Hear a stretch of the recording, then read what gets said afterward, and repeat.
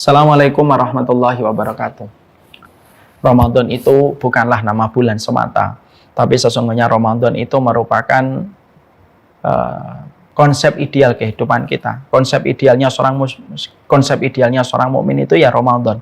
Bangun sebelum subuh, lalu kita rela untuk lapar dan menahan dari perkara yang haram, menahan dari perkara yang halal sekalipun ketika kita sedang puasa karena Allah. Tilawah menjadi hobi kita, sedekah menjadi kebiasaan kita. Maka apa yang kita lakukan di bulan Ramadan itu sebenarnya konsep ideal seorang mukmin di dalam kehidupan. Siapapun yang membawa kehidupannya sebagaimana Ramadan ketika di bulan Syawal, ketika di bulan Dzulqa'dah, ketika di bulan Dzulhijjah, maka pada dasarnya dialah orang yang betul-betul kelak dipanggil pintu Ar-Rayyan. Sekali lagi, sesungguhnya Ramadan itu bukanlah sekedar nama bulan, tetapi Ramadan adalah konsep kehidupan ideal seorang mukmin, bagaimana dia menjalani hidupnya. Lihatlah betapa indahnya kita ketika kita di bulan Ramadan. Kita bangun jam 2, kita bangun setengah 3. Lafaz lidah kita sudah isi dengan istighfar kita kepada Allah. Kita lalu membaca tilawah. Tidak ada waktu kosong kecuali kita membuka mushaf. Lalu kita menjalankan banyak aktivitas dari ketaatan. Tilawah kita kerjakan, menahan lapar kita rasakan kenikmatannya. Lalu malamnya kita sholat maghrib, sebelumnya kita berbuka bersama keluarga bersama, lalu berdoa bersama. Lalu setelah itu kita menuju kepada sholat isya, lalu setelah itu kita taraweh, lalu setelah itu kita tilawah kembali, lalu setelah itu kita istirahat. Malamnya kita bangun kembali. Betapa indahnya kehidupan kita ketika kita di bulan Ramadan. Inilah Ramadan.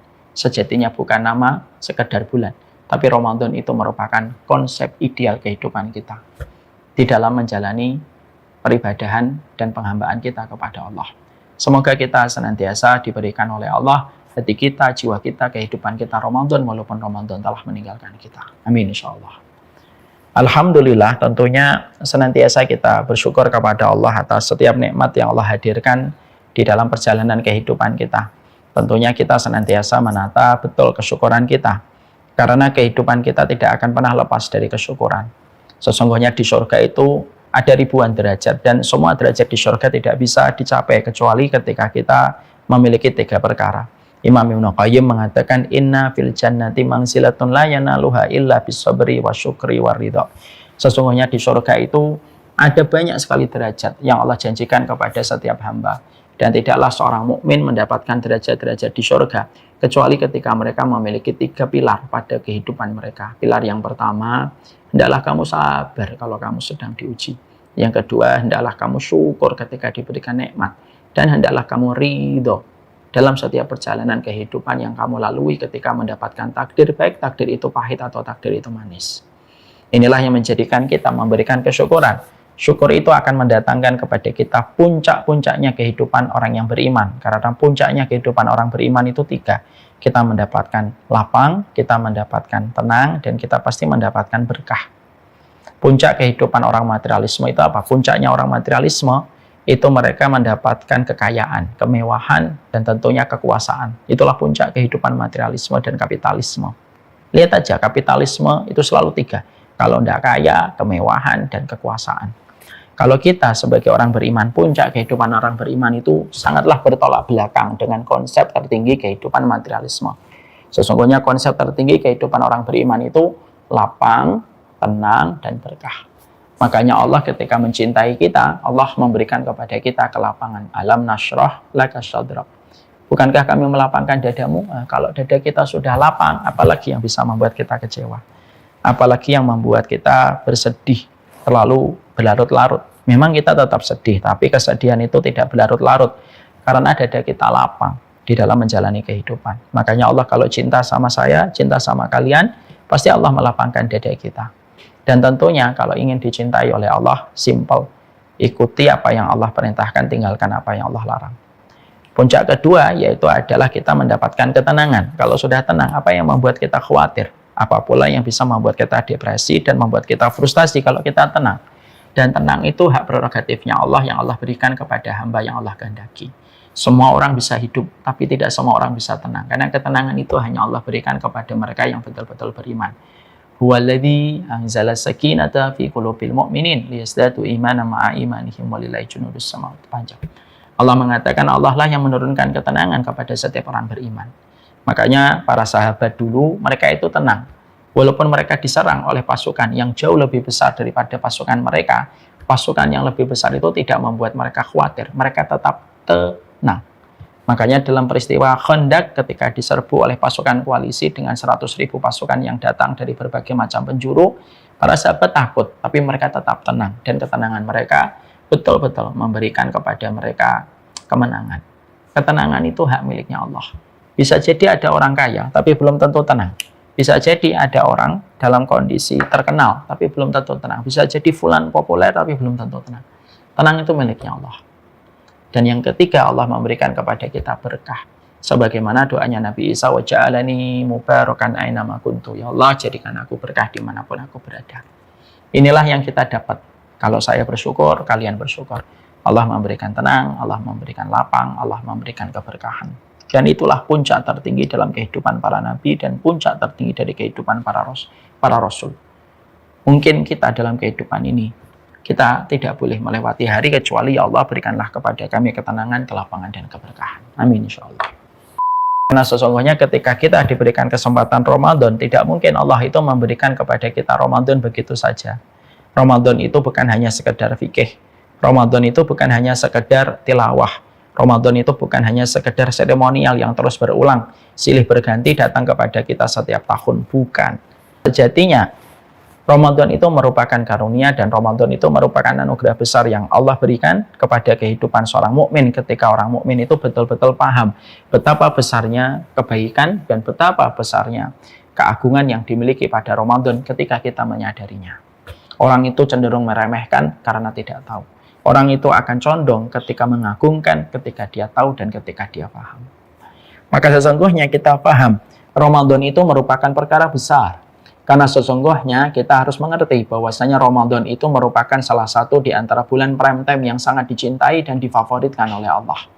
Para ulama terdahulu mengatakan tidak setiap waktu memiliki kedudukan dan tidak setiap menit memiliki kesamaan. Dan tidak setiap bulan itu memiliki keutamaan yang sama. Karena ternyata sesungguhnya waktu itu berbeda-beda dan tidak sama. Makanya ketika kita istighfar jam 3 pagi itu tidak sama dengan istighfar kita jam 1 siang. Kenapa? Istighfarmu jam 3 pagi itu pada saat ketika Allah turun ke langit dunia.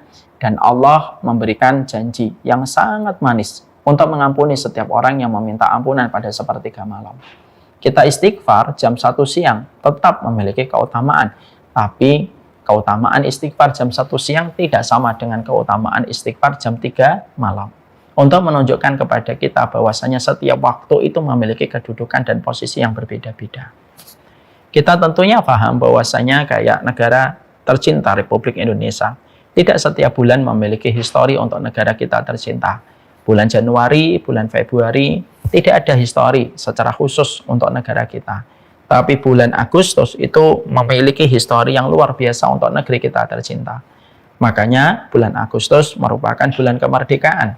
Bulan ini merupakan bulan ketika banyak instansi, banyak kantor, mereka mengadakan upacara, mereka mengadakan perlombaan, mereka mengadakan parade. Itu di bulan Agustus. Kenapa? Karena ini bulan kemerdekaan. Dan itu identik dengan bulan histori untuk negeri tercinta. Ini memberikan kepada kita bahwasanya sama pula dengan waktu. Kita harus paham. Tadi saya mengatakan bahwasanya Ramadan itu karunia besar. Kenapa Ramadan itu merupakan karunia besar? Karena sesungguhnya Ramadan itu merupakan salah satu prime time yang besar yang Allah berikan kepada kita. Di mana ketaatan yang kita lakukan di waktu prime time tidak akan sama dengan ketaatan yang kita lakukan di luar waktu prime time. Waktu prime time itu ada berapa Ustadz dalam kehidupan kita sepanjang 1 tahun yang kita lewati sebagai seorang hamba? Para ulama itu lalu menerangkan kepada kita ada 3 waktu yang disebut dengan waktu prime time. Ada 3. Yang pertama, yaitu adalah bulan Dzulhijjah, terutama 10 hari yang pertama. Yang kedua adalah bulan Muharram, terutama 10 hari yang pertama. Dan Ramadan, terutama pada 10 hari yang terakhir. Ini merupakan waktu prime time yang luar biasa. Bulan Dzulhijjah identik dengan bulannya Nabi Ibrahim dan Ismail. Bulan Muharram ini bulan kemerdekaan Nabi Musa ketika tirani paling besar yang menghadapinya, mendoliminya, yang bernama Firaun ditenggelamkan. Dan yang ketiga bulan Ramadan. Ketika kita memahami 3 prime time yang luar biasa ini, pertanyaan kita, mana yang paling utama? Dan menjadi trending nomor 1 di antara 3 keutamaan ini. Para ulama lalu berkata, hampir sebagian besar mengatakan yang paling utama adalah waktu prime time di antara yang trending di antara tiga itu terletak kepada 10 hari terakhir di bulan Ramadan, terutama bulan Ramadan secara keseluruhan. Itulah trending nomor 1 di antara yang paling utama. Nomor satunya. Dimana ketika kita bertransaksi, melakukan ketaatan, karena kita ini kan pedagang. Amal ketaatan kita itu merupakan barang dagangan kita. Allah itu pembelinya dan alat tukarnya adalah surga seluas langit dan bumi. Setiap transaksi ketaatan yang dilakukan di bulan Ramadan memiliki nilai yang sangat besar, yang tidak akan sama ketika kita melakukan ketaatan itu di luar waktu prime time dan di luar bulan Ramadan. Dan Ramadan itu menempati trending nomor 1. Waktu yang paling Allah cintai dan waktu yang paling Allah favoritkan bagi manusia untuk beramal, di mana pada waktu Ramadan Allah memberikan kepada kita sesuatu yang tidak pernah Allah berikan di bulan-bulan yang lain. Makanya tidak salah kalau Imam Ibnu Qayyim lalu mengatakan di dalam kitabnya Zadul Ma'ad.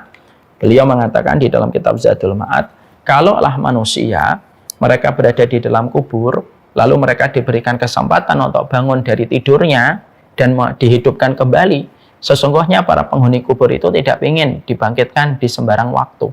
Kalau mereka bisa memilih, mereka pasti memilih bulan Ramadan untuk dibangkitkan dari kubur mereka. Kenapa? Saking begitu dahsyatnya Ramadan itu mereka ketahui dapatnya dan dampaknya dalam kehidupan barzah mereka, yang menjadikan akhirnya para penghuni kubur pun memilih Ramadan kalaupun mereka diberikan kesempatan untuk bangkit kembali. Kenapa? Saking dahsyatnya Ramadan ketika Allah berikan kesempatan kepada kita memasukinya hingga nanti akhir Ramadan kalau Allah mengizinkan. Maka inilah yang disebut dengan trending nomor 1. Kenapa? Di antara 3 prime time ini yang paling trending itu adalah Ramadan. Sebagian ulama mengatakan karena setidaknya ada 2 pertimbangan. Yang pertama, yaitu karena sesungguhnya Ramadan itu memberikan kepada kita support ketaatan yang tidak pernah kita dapatkan di luar bulan Ramadan sekalipun. Walaupun di bulan Dzulhijjah dan di bulan Muharram sekalipun. Apa 3 support ketaatan yang Allah janjikan kepada manusia di bulan Ramadan yang Allah tidak berikan kepada bulan yang lainnya? Bahkan tidak Allah berikan di bulan Dzulhijjah dan Allah tidak berikan kepada bulan Muharram. Apa 3 support ketaatan itu, Ustaz? Para ulama mengatakan yang pertama, karena pintunya surga itu dibuka, pintu neraka itu ditutup, dan setan itu dibelenggu. Maka ini merupakan support ketaatan yang sangat teramat istimewa karena Allah berikan sekaligus hanya ketika di bulan Ramadan. Bulan Dzulhijjah, bulan yang utama, tapi 3 support ketaatan itu Allah tidak berikan di bulan Dzulhijjah. Bulan Muharram itu bulan yang mulia, betul, bulan yang sangat mulia. Tapi Allah tidak berikan 3 support ketaatan itu di bulan Muharram. Allah hanya berikan 3 support ketaatan yang tadi saya sebutkan. Dibukanya pintu surga, ditutupnya pintu neraka, dibelenggunya setan itu hanya di bulan Ramadan. Makanya tidak mengherankan kalau kita menjumpai bagaimana aroma ketaatan itu sangat terasa dalam kehidupan manusia ketika Ramadan itu datang.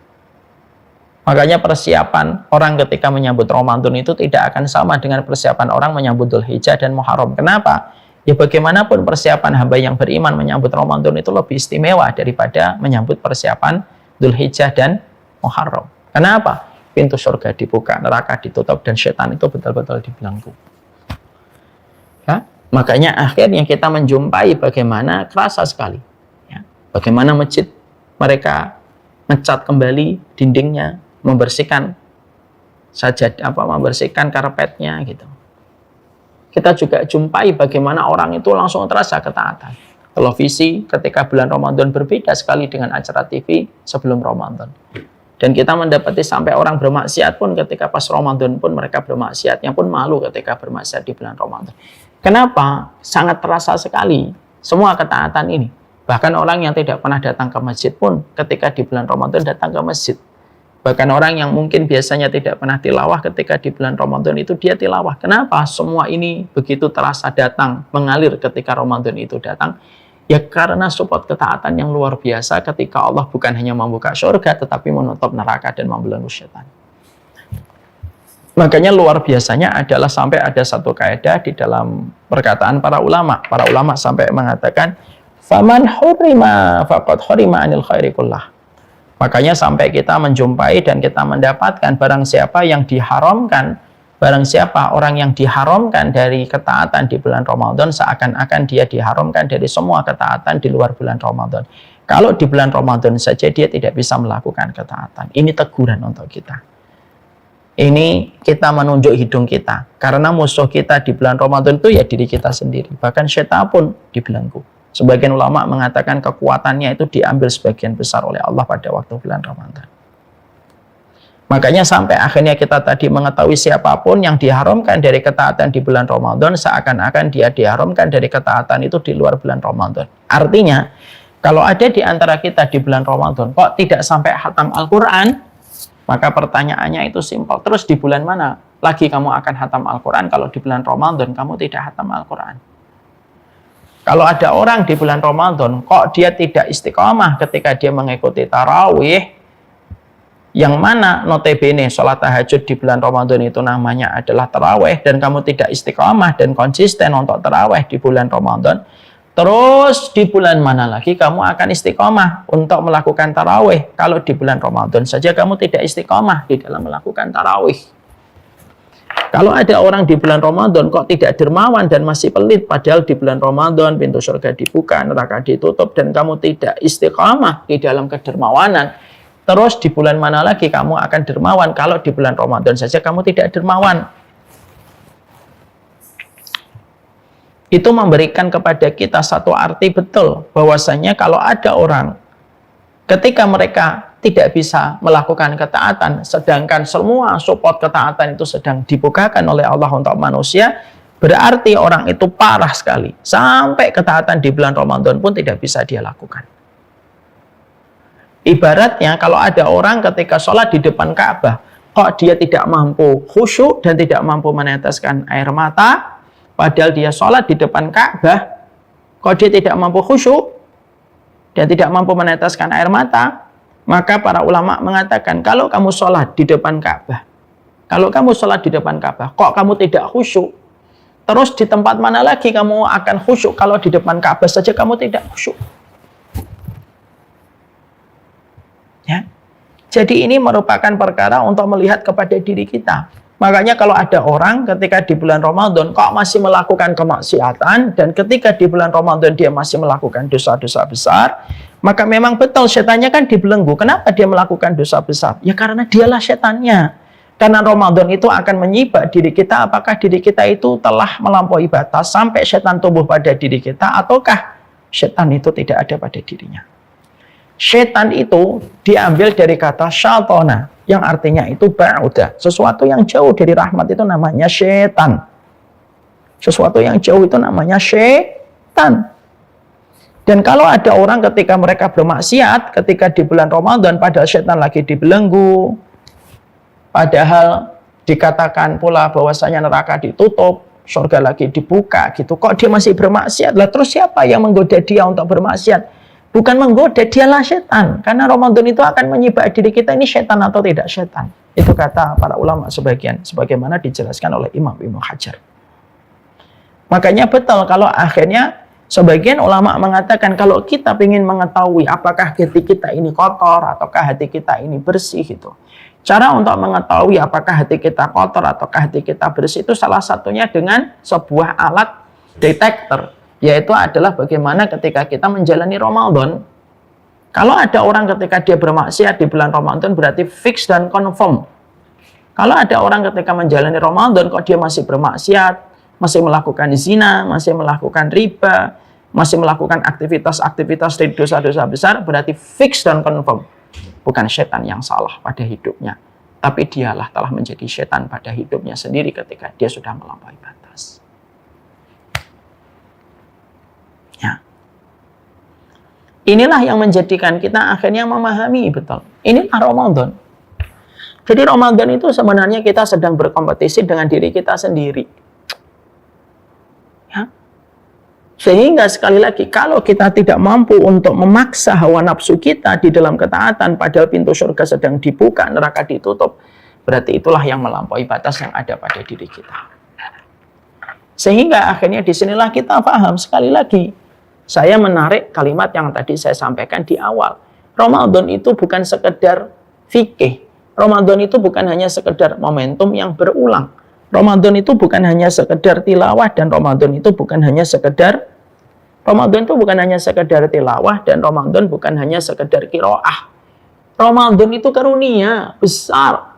Karena ini merupakan paruh waktu yang disebut dengan prime time, dan ini merupakan paruh waktu yang Allah favoritkan pada kehidupan manusia. Dan tidak ada amal yang paling menjadi jalan pintasnya kita ke surga kecuali adalah salah satunya Ramadan. Setiap jalan ada jalan pintasnya. Kalau kita menuju Bintaro ada jalan pintasnya. Kalau kita menuju Bandung ada jalan pintasnya. Kalau kita menuju ke Surabaya ada jalan pintasnya. Surga pun ada jalan pintas. Dan sesungguhnya jalan pintas manusia menuju surga itu apa? Jalan pintas manusia menuju surga itu ya Ramadan itu. Amal yang kita lakukan di bulan Ramadan itu jalan. Semuanya merupakan shortcutnya kita ketika menuju kepada rahmat. Karena argo pahala manusia, ketika dia melakukan amalan di bulan Ramadan, argo pahalanya itu sangatlah besar. Saking begitu besarnya, Allah tidak pernah menceritakan berapa kali kelipatan yang Allah janjikan. Saking gedenya argo pahala kita dilipat gandakan oleh Allah. Makanya dalam hadis qudsi Allah cuma mengatakan apa? Wassawmuli wa ana ajzi bihi. Puasa itu untukku dan akulah yang menggantinya langsung. Dan Allah tidak ceritakan detailnya berapa. Amal-amal yang lain itu diceritakan berapa kali Allah melipat gandakan. Antum sedekah 700 kali lipat. Antum membaca Al-Quran, 1 hurufnya 10 kebaikan. Antum dzikir sore, maka antum mendapatkan keutamaan membebaskan 4 budak. Antum dzikir setelah sholat subuh, lalu tidak bangkit dari posisi tidur. Dari posisi duduk antum sampai matahari terbit dan sholat 2 rakaat, sebanding dengan umroh. Antum sholat di Kuba sebanding dengan umroh. Antum melakukan amalan di bulan Dzulhijjah sebanding dengan orang yang jihad. Semua amal rata-rata diceritakan detail oleh Allah. Tapi amalan yang dilakukan di bulan Ramadan ketika dilakukan di waktu prime time, itu Allah tidak menceritakan. Dan Allah merahasiakan. Kenapa Allah merahasiakan? Syekh Utsaimin mengatakan Allah tidak menceritakan berapa puluh kali lipat Allah melipat gandakan amal di bulan Ramadan. Li'adhamil jaza'. Karena besarnya pahala yang terkandung karena besarnya pahala yang terkandung. Yaitu ketika kita di bulan Ramadan. Ketika kita beramal. Saking gedenya Allah merahasiakan. Ini amalan favorit Allah. Makanya tidak mengherankan para ulama sampai mengatakan amalan Ramadan itu amalan istimewa sekali. Kenapa amalan Ramadan itu istimewa di sisi Allah? Sampai Allah jadikan ini amalan favorit yang Allah di antara manusia yang beramal. Karena di bulan Ramadan, manusia itu merasakan kehadiran Allah. Makanya amalan Ramadan itu tidak pernah diutak-atik sama Allah, kata para ulama. Maaf ya, kita ini kalau melakukan puasa, itu ngerasain kehadiran Allah. Ibadah yang kita secara langsung merasakan kehadiran Allah itu puasa. Contoh, antum kalau lagi berkumur-kumur. Itu jarak antara mulut antum yang ada di dalamnya air dengan tenggorokan antum hanya sejarak 1 cm. Tapi kenapa tidak mau kita teguk air itu? Ya karena kita tahu. Allah melihat apa yang kita lakukan walaupun seluruh manusia di timur dan barat tidak melihat kita. Tapi tetap kita tidak mau melakukan. Kenapa? Karena kita merasakan kehadiran Allah. Itu contoh konkret. Makanya kenapa Ramadan itu sangat istimewa dirasakan oleh Allah dan Allah memberikan reward yang istimewa di bulan Ramadan. Karena manusia itu merasakan kehadiran Allah secara kuat ketika di bulan Ramadan. Makanya di antara istimewanya amalan Ramadan bukan hanya menjadi shortcutnya manusia untuk menuju kepada rahmatnya Allah. Bahkan amalan Ramadan itu kata sebagian ulama merupakan amalan yang tidak akan pernah dijadikan bumper kedoliman ketika orang itu melakukan kedoliman. Paham maksudnya? Insya Allah belum. Saya ceritakan. Kalau kita sholat kita itu masih bisa dikurangi. Ketika kita melakukan kedoliman, pahala sholat kita membayar kedoliman. Kalau kita sedekah kita itu masih bisa dijadikan bumper untuk mengganti kedoliman kita dan kejahatan kita. Karena setiap kedoliman itu menuntut pembayaran. Dan pembayarannya itu salah satunya dengan amal soleh kita. Ya. Tapi khusus dengan amalan Ramadan itu tidak akan pernah digunakan oleh Allah menjadi bumper untuk mengganti kedoliman manusia itu. Kalau dia orang puasa ini, Melakukan kezaliman diambilkan dari pahala yang lain, tapi pahala Ramadannya itu dijaga oleh Allah, dipackaging oleh Allah dengan indah. Dan tidak diutak-atik oleh Allah. Kenapa? Saking cintanya Allah kepada pahala Ramadan. Makanya ini merupakan amalan istimewa, yang sangat istimewa di Ramadan. Makanya saya ingat dengan doanya Nabi SAW yang sangat indah. Doanya Nabi itu, ada doa Nabi yang sangat indah. Allahumma inni as'aluka hubbaka wa hubba man yuhibbuka wa hubba amalan yuqarribuni ila hubbika. Ada doanya Nabi yang sangat indah. Ya Allah, aku memohon kepada Engkau cintamu, cinta orang yang mencintaimu, dan amalan yang paling Engkau cintai, yang mendekatkan aku kepada cintamu.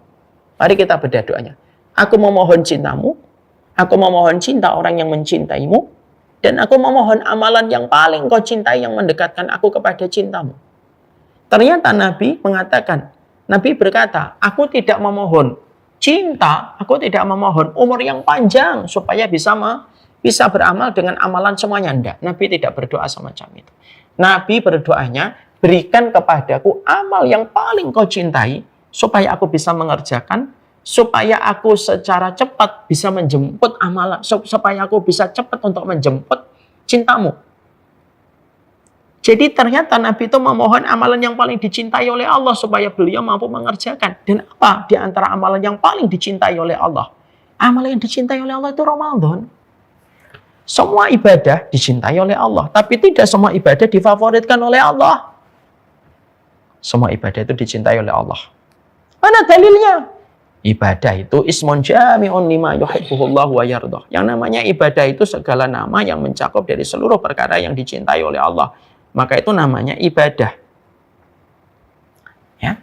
Ibadah itu segala nama yang mencakup dari seluruh perkara yang Allah cintai dan Allah ridhoi. Itu ibadah. Itu nama dari ibadah. Berarti semua ibadah dicintai oleh Allah? Iya. Tapi apakah semua ibadah itu difavoritkan oleh Allah? Tidak. Tidak semua amalan itu hubba amalin. Menjadi amalan yang paling dicintai oleh Allah. Tidak. Karena sebagaimana ketika kita membaca Al-Quran. Ketika kita membaca Al-Quran, maka sesungguhnya membaca Al-Baqarah tidak sama dengan membaca Al-Ma'idah. Membaca Ali Imran tidak sama dengan membaca Ar-Ra'du. Membaca Al-Ikhlas tidak sama dengan membaca An-Naba. Kenapa? Surat-surat pertama yang saya sebutkan, Al-Baqarah, Ali Imran, Al-Ikhlas, itu lebih utama daripada surat-surat kedua yang saya jadikan pembandingnya. Kenapa? Karena semua firman-Nya Allah, tapi tidak semuanya memiliki kedudukan yang utama dan memiliki kedudukan khusus di sisi Allah. Sama, semua ibadah itu dicintai oleh Allah. Kalau dia ibadah, itu dicintai oleh Allah. Tapi tidak semuanya merupakan ibadah yang difavoritkan oleh Allah.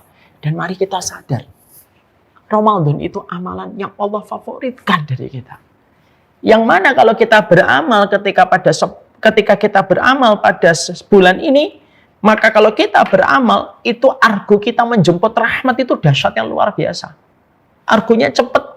Dan inilah jalan kita ke surga. Sebagaimana yang diterangkan Ibnu Qudamah. Salah satu amal la tuzanu bihil mizan. Ada 3 amal yang hampir-hampir tidak bisa ditimbang di dalam mizannya Allah. Ketika diletakkan amal tersebut di atas mizan. Apa 3 amal yang hampir meretakkan mizan? Yang hampir merusak mizan? Padahal mizan itu gede, Bapak dan Ibu.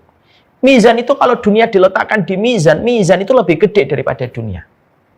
Tapi ada 3 amal, yang 3 amal ini kalau diletakkan mizan ini hampir tidak kuat. Sebagaimana timbangan bayi ketika menimbang laki-laki dewasa. Timbangan bayinya hampir tidak kuat. Atau mungkin rusak sebelum ditimbang secara maksimal.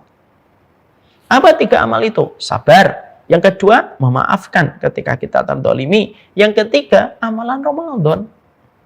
Ini amalan besar. Makanya Ramadan itu, dia mahal di mata orang yang tepat, dan Ramadan itu murah di mata orang yang tidak tepat. Orang yang jatuh cinta kepada surga, tidak mungkin dia tidak jatuh cinta kepada Ramadan. Kenapa? Karena Ramadan dan surga itu satu paket. Tidak bisa dipisah, Ramadan dan surga itu tidak bisa dipisah.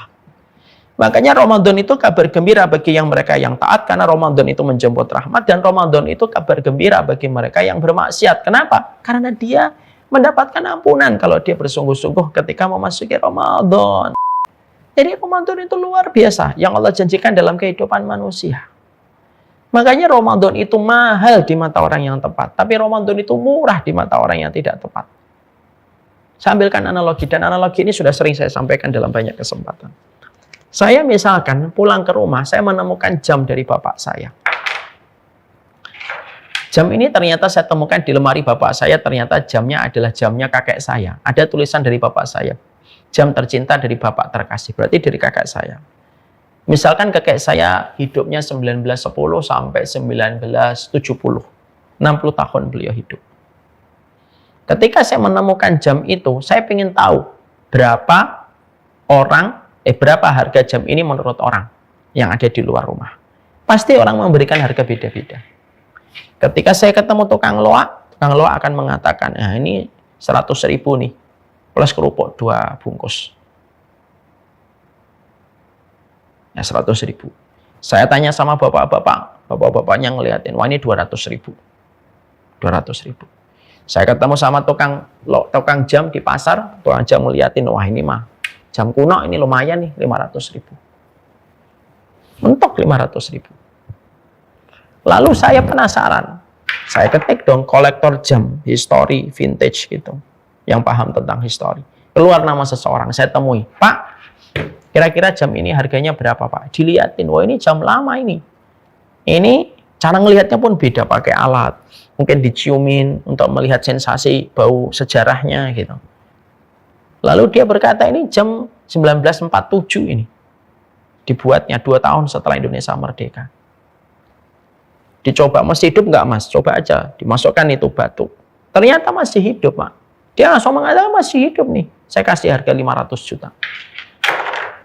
Kenapa dia bisa menghargai 500 juta? Karena barang kita itu mahal di mata orang yang tepat dan barang kita murah di mata orang yang tidak tepat.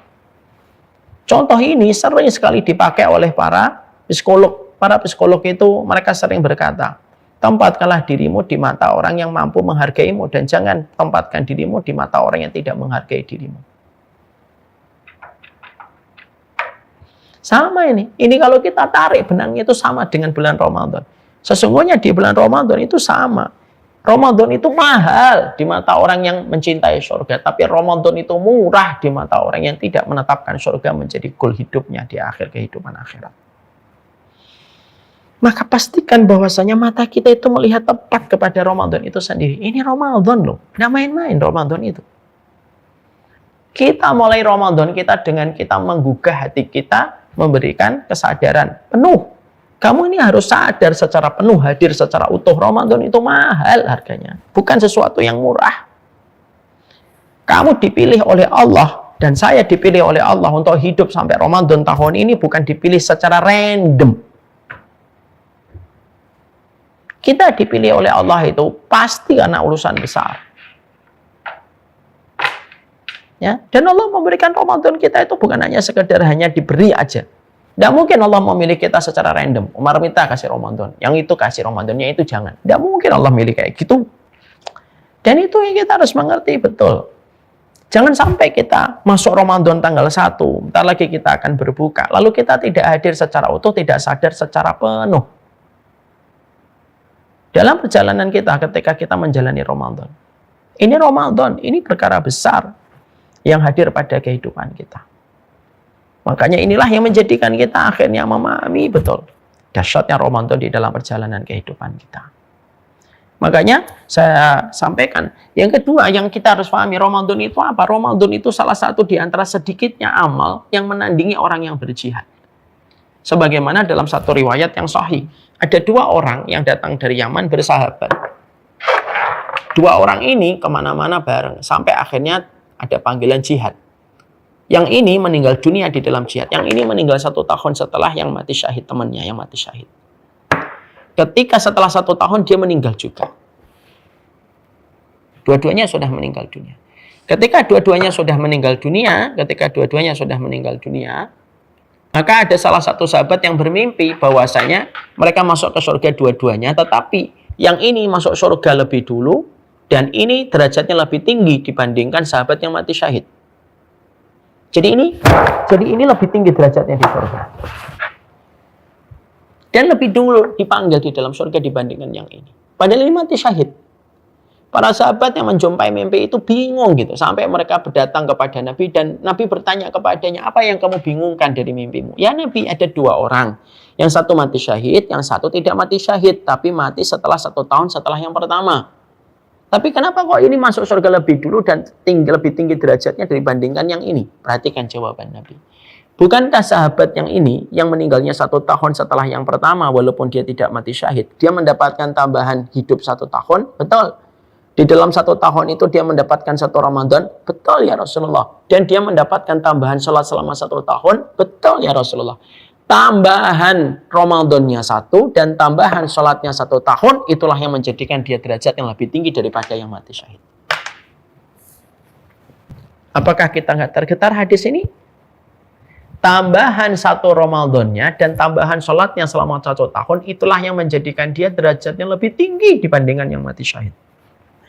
Dan Nabi ketika menyebutkan Ramadan dan sholat yang Nabi sebutkan pertama kali itu Ramadan, waqad adraka bi Ramadan wa shalla fi hasanatan.